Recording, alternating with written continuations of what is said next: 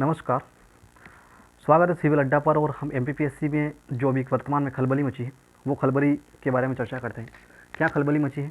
खलबली ये मची है कि दैनिक भास्कर में एक खबर आई है, और वो खबर ये है दैनिक भास्कर की खबर ये है कि हमें आयोग से कुछ जानकारी मिली है, आयोग से कुछ बात हुई है। आयोग की जो सचिव हैं वंदना वैद्य, उनसे बात हुई है, और उन्होंने कहा है कि हम 20 जून को जो एग्ज़ाम है वो नहीं ले सकते। ठीक है, आपको पता होगा 11 अप्रैल को एग्ज़ाम थी इससे पहले, और वो आगे बढ़ाकर पोस्टपोन की गई थी, 20 जून को संभावित की गई थी। 20 जून को अब ये बोल रहे हैं कि अभी संभावित नहीं है, और अवैध ने हमसे बात करी है। अब ये कितना सत्य है कितना गलत है ये हम नहीं जानते, लेकिन हाँ एक बात जानते हैं कि ये जो दैनिक भास्कर जो अखबार है ये बहुत ही विश्वसनीय एमपी का अखबार है, और ये भ्रामक जानकारी नहीं देता है। ठीक है, इसको अपने जो एडवर्टाइजमेंट करने के लिए या अपना दैनिक भास्कर का जो प्रचार करने के लिए ऐसे भ्रामक जानकारी देने की आवश्यकता नहीं है, बहुत पहुंचा हुआ अखबार है। उसके अलावा एक ये भी है, डीबी स्टार ने भी कहा है। ठीक है, डीबी स्टार ने भी यही कहा है कि जो एग्ज़ाम जो 13 जून को एग्ज़ाम यूपीपीसीएस का था, और 27 जून को यहाँ पर यूपीएससी का था, तो इस प्रकार से जो एग्ज़ाम थे वो भी अब आगे बढ़ गई है। तो अब कोरोना के मद्देनज़र होने वाली परीक्षा को फिलहाल स्थगित कर लिया गया, और यहाँ पर सोर्सेस नहीं बताया गया। दैनिक भास्कर ने बाकायदा सोर्सेस बताए हैं, और सोर्सेस में कहा है कि हाँ हमें ये है। सबसे बड़ी खबर तो ये है कि ये एग्ज़ाम नहीं होगा। मुझे भी लगता है कि नहीं होगा। ये खबर सही है या नहीं है मुझे नहीं पता, लेकिन मुझे क्यों लगता है, ठीक है, मुझे लगता है ये एग्ज़ाम नहीं होगा। खतरे के निशान पर इंदौर भोपाल चल रहे हैं, ये तो आप जानते हैं। एमपी के 4 बड़े शहर ग्वालियर, जबलपुर, इंदौर, भोपाल, ठीक है, वहाँ तो अफरा तफरी मची हुई है कोविड के कारण। ठीक है, इसके अलावा जो थर्ड वेव है उसका भी जो है उसका भी आगमन हो चुका है।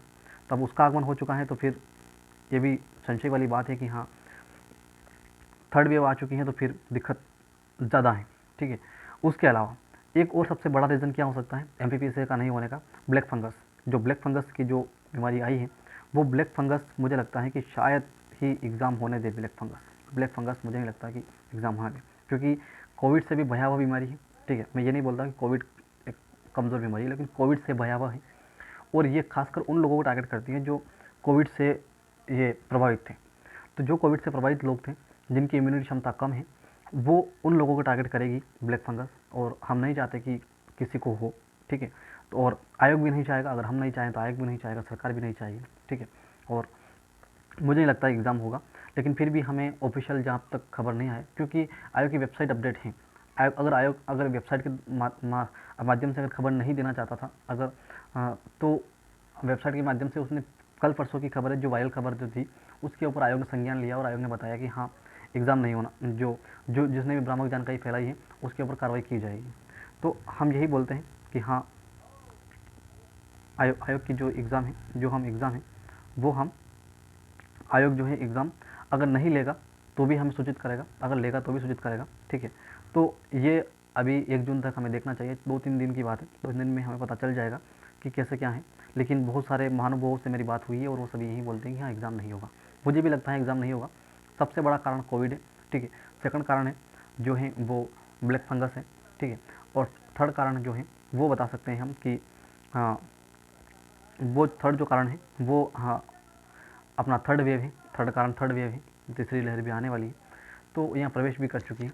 तो हम ये मान के चलते हैं एग्ज़ाम नहीं होगा, लेकिन फिर भी अपनी तैयारी में लगातार कोई कमी न रखिएगा, लगातार तैयारी करिए।